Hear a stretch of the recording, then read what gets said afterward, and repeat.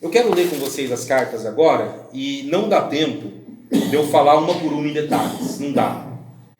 Mas eu quero trazer aqui alguma introdução a cada uma delas. Então vamos lá no capítulo 2, que é a primeira carta para a igreja de Éfeso.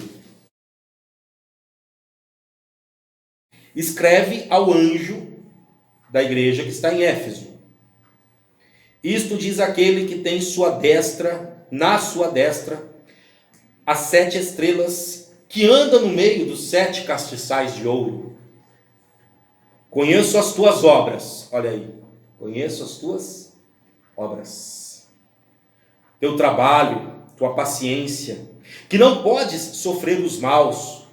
Puseste à prova os que se dizem ser apóstolos e não são, e tu os achaste mentirosos. Sofreste, tens paciência e trabalhaste pelo meu nome e não te cansaste. Tenho, porém, contra ti, que deixaste o teu primeiro amor. Lembra-te, pois, de onde caíste, arrepende-te. Pratica as primeiras obras. Quando não, brevemente a ti virei. Tirarei do seu lugar o teu castiçal, se não te arrependeres. Tens, porém, isto, que odeias as obras dos nicolaítas, as quais eu também odeio. Quem tem ouvidos, ouça o que o Espírito diz às igrejas. Ao que vencer, dar-lhe-ei de comer da árvore da vida que está no meio do paraíso de Deus. A mesma árvore que foi proibida para Adão e Eva depois deles terem pecado, né? Agora ele promete essa árvore da vida para os que vencerem. Irmãos, tem muitos elementos aqui que coincidem com a igreja dos primeiros tempos, né? Ela fala que a igreja de Éfeso sofreste, trabalhaste pelo nome do Senhor, mas deixaram o primeiro amor. É a igreja iniciante. Gente, aquela igreja lá, quem cria em Jesus era levado para os leões comerem. Eles sofreram pelo nome de Jesus, mas em algum momento deixaram aquele primeiro amor. Mas vamos entender uma coisa: se esta mensagem é para todos, o que ele disse para a igreja de Éfeso, ele quis dizer para nós, o que ele está nos dizendo? Que ele admira aqueles que sofrem pela palavra dele, né? Mas que ele pede para tomar cuidado quando a pessoa deixa aquele primeiro amor, ou seja, aquele desejo de andar com Jesus, aquele desejo de fazer a obra começa a se apagar.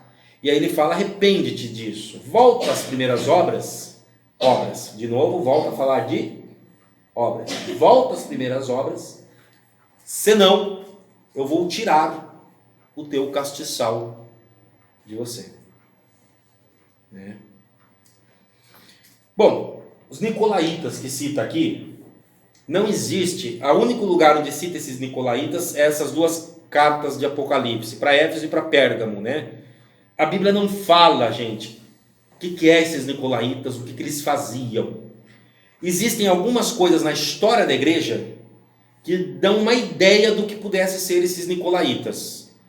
Nada absoluta certeza. Por exemplo, alguns dizem que os nicolaítas eram seguidores do diácono Nicolau, que é um dos 7 diáconos que foi eleito, que foram escolhidos na igreja primitiva, lá em Atos capítulo 6.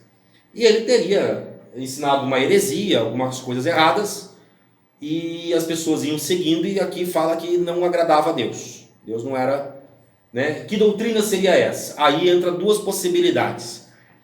Uns dizem que esse Nicolau, ele era adepto de uma ideia de que o casamento poderia ser, como é que eu vou dizer na linguagem de hoje, liberal. Uma das ideias é que ele, por exemplo, teria permitido, até porque na carta de Pérgamo é citado a questão da prostituição, e junto aí com a questão dos nicolaítas.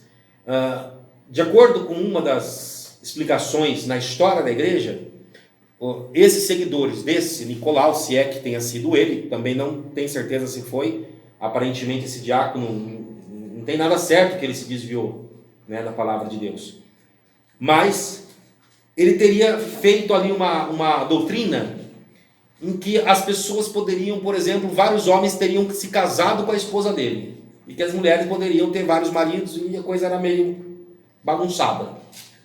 Esse é um dos lados. Outro lado é que a palavra nicolaíta ela tem um significado, a palavra nicolaíta, ela significa um poderoso que domina sobre os leigos, ou um poderoso que domina sobre o povão. E que essa doutrina significaria o fato de quando a igreja começou a dar muito valor para os cargos de liderança e deixar que esses cargos de liderança, vamos pegar aí os bispos, os arcebispos, os que tinham maior cargo, que eles se tornassem únicos em realizar a obra de Deus, e que a grande massa, o povo, estava ficando proibido de realizar a obra. Então ninguém mais pode evangelizar, só os, né? Essa é outra explicação, e coincide com a época histórica. Quando a igreja foi oficializada, começou o povo a não fazer mais a obra de Deus, começou só os líderes fazerem, né? Essa é outra explicação, mas não tem nenhuma certeza em nenhuma das duas. São possibilidades, tá? Ou a questão da prostituição, ou a questão de uma liderança que não deixa as pessoas. Vamos lá, segunda carta de Esmirna, versículo 8. Ao anjo da igreja que está em Esmirna, escreve: isto diz o primeiro e o último, que foi morto e reviveu. E olha o que Jesus vai falar: conheço as tuas obras, e tribulação, pobreza, mas tu és rico, e a blasfêmia dos que se dizem judeus e não são, mas são da sinagoga de Satanás. Nada temas das coisas que hás de padecer. Eis que o diabo lançará alguns de vós na prisão, para que sejais tentados, e tereis uma tribulação de 10 dias. Sê fiel até a morte, dar-te-ei a coroa da vida. Quem tem ouvidos, ouça o que o Espírito diz às igrejas. O que vencer não receberá o dano da segunda morte. É uma das igrejas que não recebe nenhuma bronca, é só elogios. Eu conheço as tuas obras no sentido bom. Passou por tribulação, é rico e provou aqueles que se diziam falsos. Seria aquela igreja do início da oficialização da igreja na época de Constantino. No início ainda estava legal as coisas, né? Realmente estava, historicamente falando. Versículo 12. Ao anjo da igreja que está em Pérgamo, escreve: isto diz aquele que tem espada aguda de 2 fios. O que é a espada, gente? É a palavra de Deus. A espada que sai da boca, isso aparece aqui no Apocalipse algumas vezes. Jesus se apresenta com alguém que tem uma espada de 2 fios que sai da sua boca. Em outros trechos bíblicos fica claro que é explicado que a espada é símbolo da palavra de Deus, que corta dos dois lados, 2 fios, né? Porque Deus é amor, mas é justiça.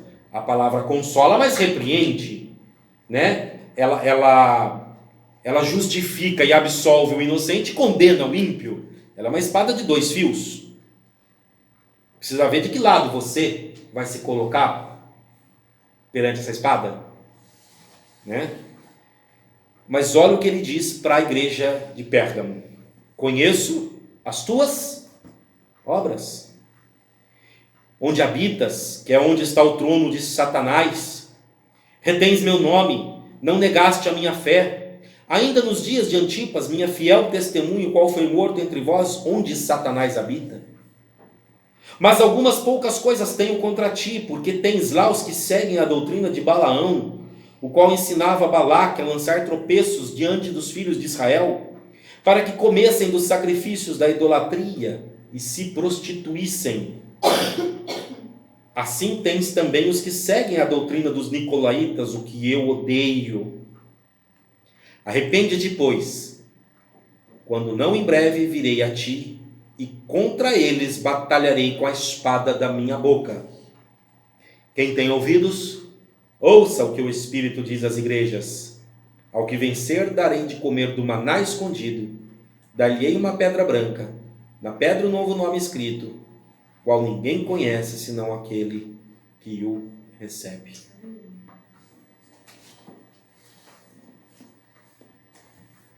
Interessante que esta frase aqui, né, o que vencer darei de comer o maná escondido, né, eu creio que ela representa o maná, que é o alimento celestial que nós vamos ter no céu. Mas em considerando, irmãos, que o arrebatamento ocorrerá num período após o início da tribulação, ali na metade, eu também entendo que, em parte, esse versículo possa dizer que aquele que estiver firme, né, que é o que vencer, que estiver firme com Deus, ele vai ser provido por Deus nesses tempos difíceis. Né? É uma das áreas que nós vemos. Vamos ver a carta de Tiatira, que é a maior de todas, a maior carta, o texto maior. Ao anjo da igreja de Tiatira escreve: isto diz o Filho de Deus, que tem os olhos como chama de fogo, e os pés semelhantes ao latão reluzente. Eu conheço as tuas obras, teu amor, teu serviço, tua fé, tua paciência, que as tuas últimas obras são mais do que as primeiras. Mas tenho contra ti que toleras Jezabel, mulher que se diz profetiza, ensinar e enganar meus servos para que se prostituam e comam dos sacrifícios da idolatria. Dei-lhe tempo para que se arrependesse de sua prostituição e não se arrependeu. Eis que a porei numa cama, sobre os que adulteram com ela virá grande tribulação, se não se arrependerem das suas obras. Irmãos, o arrependimento é sempre relacionado às obras, às atitudes das pessoas. Só fez algo de errado, ela precisa se arrepender. E arrepender não é só dizer me arrependo. Eu já disse aqui, às vezes o arrependimento passa pelo fato de repor, ou recuperar, ou reparar aquilo que o seu pecado causou, quando é possível. Ferirei de morte seus filhos, e todas as igrejas saberão que eu sou aquele que sonda os rins e os corações. Darei a cada um de vós segundo as vossas obras. Mas eu vos digo a vós, e aos restantes que estão em Tiatira, e a todos quantos não têm esta doutrina, e não conheceram, como dizem, as profundezas de Satanás, que outra carga vos não porei. Mas o que tendes, retende-o até que eu venha. Ao que vencer e guardar até ao fim minhas obras, eu lhe darei poder sobre as nações. Com vara de ferro as regerá, serão quebradas como vasos de oleiro, como também recebi de meu Pai. E dar-lhe-ei a estrela da manhã. Quem tem ouvidos, ouça o que o Espírito diz às igrejas. Só para fazer um resumão dessas 4 primeiras cartas do capítulo 2, embora elas também possam significar fases da igreja, então a igreja nascente, Esmirna a igreja ali, o início da católica, depois a católica quando começa a adquirir poder, e aqui já a Tiatira na fase das cruzadas, aqui fala da prostituição, Jezabel, mulher profetiza, que engana os meus servos, né? Embora tenha coincidências, mas eu também quero chamar a atenção o seguinte, que todas essas mensagens são para nós, como igreja e grupo e individualmente. Quando ele diz para os Efésios, volta ao teu primeiro amor, arrepende-te, pratica as primeiras obras. Sabe aquela igreja que começa bem? Vamos falar de uma igreja local agora, né? Começa com vontade de evangelizar, e daqui a pouco a igreja cresce, e daí o que importa agora é qual cantor famoso vai ser trazido e quantos milhões isso vai custar. Agora o que importa já não é mais o evangelismo na rua, é qual a cor da tinta que eu vou pintar o templo, quando vai ser a próxima reforma no templo, qual a cor da cadeira que eu vou comprar para o templo. Sabe quando começa a sair fora do objetivo central? Não que essas coisas não precisem ser feitas, mas elas deveriam ser detalhes na igreja. Enquanto a igreja estivesse focando no que é central, anunciar a palavra, que as pessoas crescessem no evangelho, que se arrependessem dos pecados, que buscassem a santificação. Isso é central? Uma reforma de templo, uma troca de cadeira, ou a cor da pintura, tudo bem, tem que acontecer, mas é detalhe. Mas tem igrejas que transformam isso no seu ponto central. Prioridade. Hoje em dia tem igrejas vivendo de campanhas e ofertas e questão financeira só para manter o templo. Não, porque o aluguel desse templo é 30 mil, a gente não tem como pagar, porque para reformar não sei o que é mais 50 mil. Mas, meu irmão, você não tem condição, porque não vai para um templo mais barato?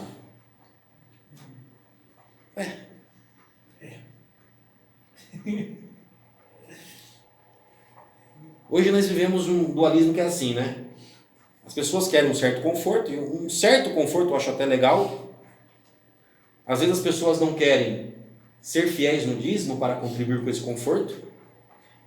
Eu não sei se as pessoas pensam que o pastor recebe dinheiro do caixa eletrônico do céu direto, não sei o que pensa, porque não querem contribuir com dízimos, mas querem que a igreja tenha ar-condicionado, querem... Aí também, né? Eu não pensaria duas vezes em fazer um grupo, falar assim, vamos nos reunir ali debaixo da árvore, ali onde tem uma sombra, e falar de Deus ali? Vamos! Quantos vão topar? Não, pastor, eu quero cadeira bonita, eu quero... Tá, meu irmão, só que é o seguinte, se nós começarmos a ter coisas muito chiques, vai ficar caro manter. Né? Um salão de um aluguel caro, né? Aí tem que ter muita gente dando muito dinheiro. E aí, ao invés da igreja se preocupar em evangelizar, em anunciar a palavra, em buscar a santidade e o perdão, ela começa a gastar seu tempo em culto só para buscar dinheiro, para pagar o que ela está... onde ela se enfiou de conta. E só fica nisso. Só fica nisso.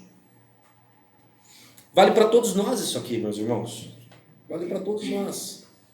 Né? A segunda igreja estava sendo elogiada.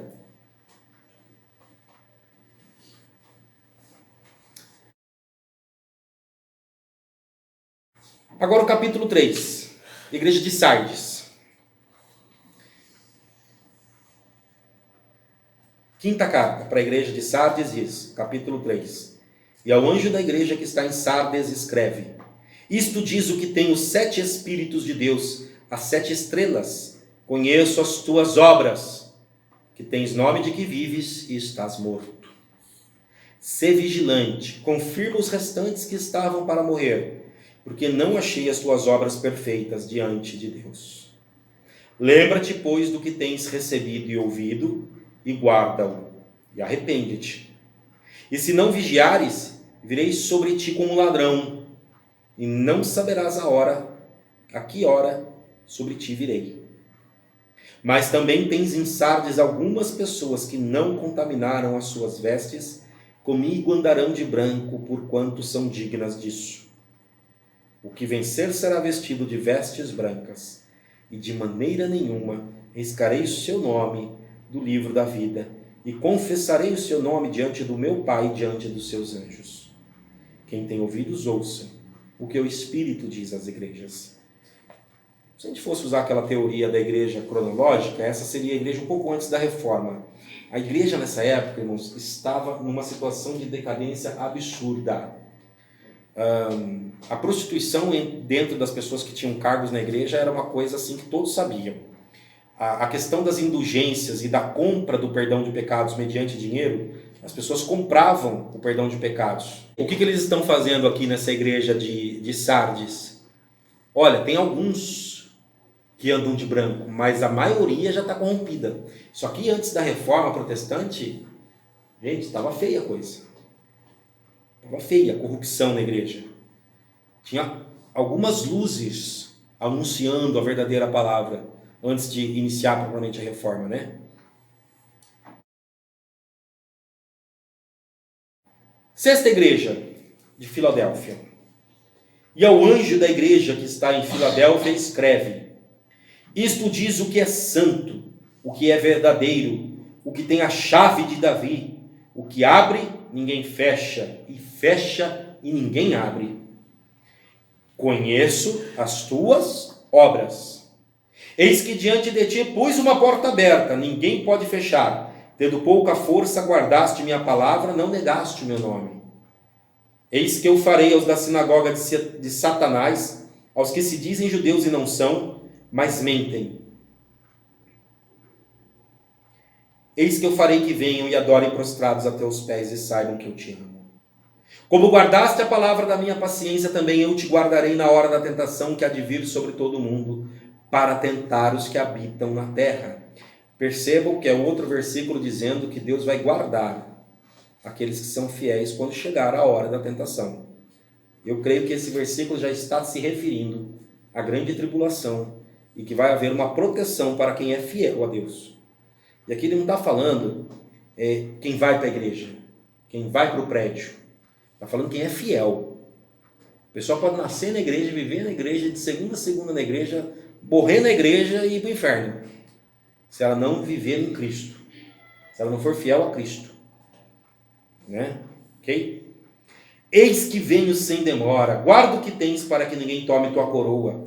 A quem vencer, eu farei coluna no templo do meu Deus, dele nunca sairá. Escreverei sobre ele o nome do meu Deus, o nome da cidade do meu Deus, Nova Jerusalém que desce do céu, do meu Deus, e também meu novo nome. Quem tem ouvidos, ouça o que o Espírito diz às igrejas. Irmãos, ele está dizendo o seguinte: eu conheço as suas obras. Eu sei o que vocês estão fazendo de bom e de ruim. Outros lugares na Bíblia diz: vocês serão julgados pelas suas obras boas e ruins. Seja para receber vida eterna e um prêmio e um galardão, seja para condenação. Ah, pastor, mas então não é Jesus Cristo que salva, são as obras? É Jesus que salva. É Jesus que salva mediante o sangue e arrependimento. Agora, o que fala aqui nessas cartas? Olha, se as suas obras forem ruins, o que te cabe fazer? Qual que é a tua saída? Se as tuas obras não são aprovadas, cabe arrepender-se e praticar as obras corretas. Agora, é lógico, né, irmãos? Se a pessoa nunca se arrependeu e continua fazendo obras más, significa que ela não tem Jesus no coração e que ela não se entregou a Jesus. Então as obras são a evidência da falta de Jesus na vida dela. As más obras são evidência da falta de Jesus na vida dela. E as boas obras são evidência da presença de Jesus e do Espírito Santo na vida da pessoa. Por isso que as obras é o jeito visível de olhar e falar: olha, este é ou não é de Jesus. E o que são as obras? É o que nós fazemos com nossas vidas, com o nosso corpo, com os nossos talentos, com o nosso dinheiro. Aquilo que nós fazemos com aquilo que temos, se isso que nós fazemos é bom ou não. O que ele está dizendo para todos nós? Nada está encoberto, eu conheço, eu sei. Se você não estiver de acordo com a vontade de Deus, com a palavra de Deus, você precisa acertar isso. Precisa corrigir. Eu quero sugerir uma coisa para cada um. Senta no teu sofá, na tua cama, na mesa da cozinha essa semana. Lê essas cartas de Apocalipse de novo. Pode ler a 7ª também, de Laodiceia. E observa o que Deus fala sobre o que Ele deseja e o que Ele reprova, o que Ele aprova, o que Ele reprova. E tenta ver na tua vida em particular. Será que eu deixei de praticar as primeiras obras? Será que eu perdi meu primeiro amor? Ah, olha, eu sou uma pessoa que tenho procurado não seguir os falsos. Tenho procurado andar de forma sincera. Oh, essa parte aqui legal. Será que aqueles que lançam tropeços diante dos filhos de Israel, eu tenho feito isso também? Será que eu tenho sido pedra de tropeço? Eu tenho lançado tropeços, como diz ali em Pérgamo? Não, mas eu tenho aborrecido a obra dos nicolaítas, ou eu tenho aborrecido toda a doutrina falsa que não está de acordo com a palavra de Deus. Então isso Deus aprova. O que na minha vida está de acordo ou que precisa se acertar? Porque ele começa o livro de Apocalipse mostrando a visão inicial de Jesus e falando para a igreja como um todo. Né? Ele começa assim. E depois vai entrar naqueles eventos todos. Ou seja, primeiro ele quer falar para a igreja dele. Olha, vocês precisam se acertar. Porque eu vou daqui a pouco, né? Ele aqui na visão, eu vou iniciar falando nos próximos capítulos do julgamento, das penas, dos castigos também. Então eu vou dar uma chance para a igreja. Se acerte enquanto há tempo. Se acerte. Pense, isso que acontece em todo lugar. Não existe igreja perfeita. Não existe cristão perfeito. O que existe são pessoas tentando sinceramente buscar a santidade cada vez mais. E nós vamos fazer nessa luta de busca até o último dia das nossas vidas. E como igreja vamos fazer assim também. Vamos alcançar a perfeição nesse mundo? Não vamos. Mas nós vamos lutar para isso, né? A gente não pode chutar o balde também. Não pode jogar tudo para o alto e falar, então, deixa para lá. O arrependimento, a mudança de vida e as obras. Irmãos, tenham isso em mente. O pecado que cometemos com o corpo. Seja falando algo, seja praticando alguma atitude com as mãos, com os pés ou com qualquer parte do corpo, né? Ou as coisas que nós temos. Dinheiro, talentos, bens. O que nós fazemos com isso? E o corpo é algo que nós somos também e temos. É a maneira pela qual nós executamos as obras. Se tivéssemos um pensamento e não tivéssemos mãos e pés para executá-la, ficaria só no pensamento. Mas o corpo executa as tarefas, as obras. Amém? Quem que tem que ser o Senhor das obras que realizamos? Aquele que tem as 7 estrelas nas mãos. Que tem os mensageiros das igrejas em suas mãos. Que domina e rege os mensageiros, os anjos das igrejas.